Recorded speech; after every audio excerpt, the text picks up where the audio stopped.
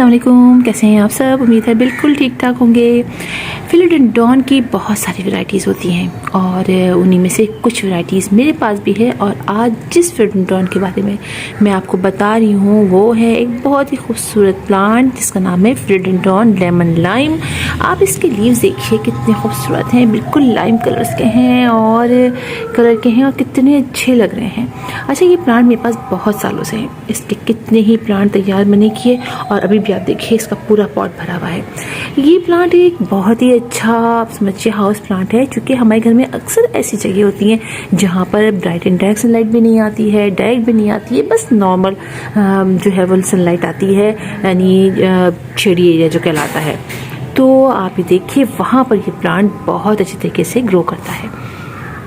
और मेरे घर जो ये रखा हुआ है वो बिल्कुल वहाँ पर आप देखिए जो शेडी एरिया है वहाँ पर रखा हुआ है और बस नॉर्मल लाइट आती है, जिसमें ये बहुत ही अच्छा ग्रो कर रहा है। अच्छा, इस प्लांट की मुझे सबसे अच्छी बात ये लगती है कि ना इसको बहुत ज़्यादा पानी की ज़रूरत होती है, ना इसको बहुत ज़्यादा फर्टिलाइजर की ज़रूरत होती है, बस इसी तरीके से ये ग्रो करता रहता है। अच्छा, लेकिन सबसे इम्पॉर्टेंट बात इसकी ये होती है कि आप इसको कटिंग से बहुत ज़्यादा प्रोपोगेट करते रहेंगे तो ये बहुत खूबसूरत जो है वो होता चला जाता है।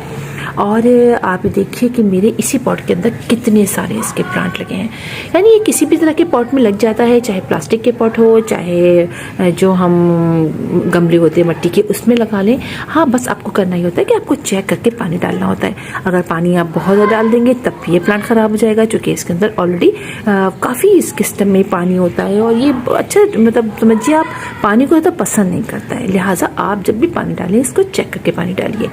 अच्छा, इसके अलावा आप देखिए इसके जो ब्रांचेस निकलती है ना, जो लीव्स के साथ जो निकलती है पिंक पिंक कलर की निकलती है, देखिए कितना खूबसूरत लग रहा है ना, पिंक पिंक कलर में बहुत ही यूनिक लगता है। अच्छा, जो नई नई इसकी लीव्स निकलती है वो इस तरह से ग्रीन मतलब लाइम कलर की होती है, आहिस्ता आहिस्ता फिर थोड़ी सी वो डार्क साइड चली जाती है, लेकिन लगती बहुत प्यारी है।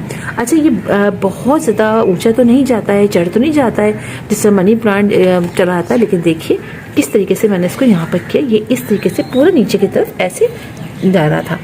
और इसमें ख़ास बात आप देखिए, ये देख रहे हैं आप, ये सब इसके नोड एरिया है, ये देखिए यहाँ देखिए ये आपको दिख रहा है, हर तरफ से जो काला काला आपको दिख रहा है ना, ये इसकी रूट्स निकल रही है, इसी से ये जो है प्रोपिगेट भी हो जाता है और ये कोकोकोआ की स्टिक पे हम इसको चढ़ा भी लेते हैं तो ये अच्छा खासा थोड़ा ऊंचा तक चला जाता है, बहुत खूबसूरत लगता है। मैंने इसको थोड़ा सा ऐसे कर दिया था। अच्छा, मैंने आपको इसको कटिंग से ग्रो करना भी सिखाया था कुछ अर्से पहले, और आप देखिए, ये देखिए आप देख रहे हैं आप, ये इसका एक नया लीव निकला है और एक देखिए यहाँ पर भी इसके लीव निकल रहे हैं। और ये जो लीव है ना, ये ऊपर से इसका कवर जो है थोड़ा ब्लैक हो गया, लेकिन नीचे से ये ग्रीन कलर का है। तो इस तरीके से ये प्लांट बहुत इजीली प्रोपेगेट भी हो जाता है और आप मेरे चैनल पे इसकी वीडियो देख सकते हैं जहाँ पर मैंने इसको प्रोपेगेट करने की वीडियो डाली है। अच्छा, और इसी के साथ मैंने जो ग्रीन वाला प्लांट था उसको भी मैंने प्रोपेगेट करना आपको सिखाया था। देखिए ये भी लग चुका है, इसके देखिए ये भी फिलोडेंड्रॉन की ग्रीन वाली वैरायटी है। आप ये देखिए ये भी इसके छोटे छोटे लीव्स निकल आए हैं।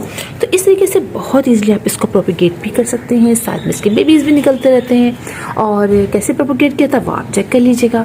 अच्छा, इसके अलावा इस प्लांट को बहुत ज़्यादा फर्टिलाइजर की ज़रूरत नहीं होती है, आप इसको मंथ में एक दफ़ा लिक्विड फर्टिलाइजर दे दीजिए, कोई सा भी लिक्विड फर्टिलाइजर, कोई प्रॉब्लम नहीं करता ये प्लांट।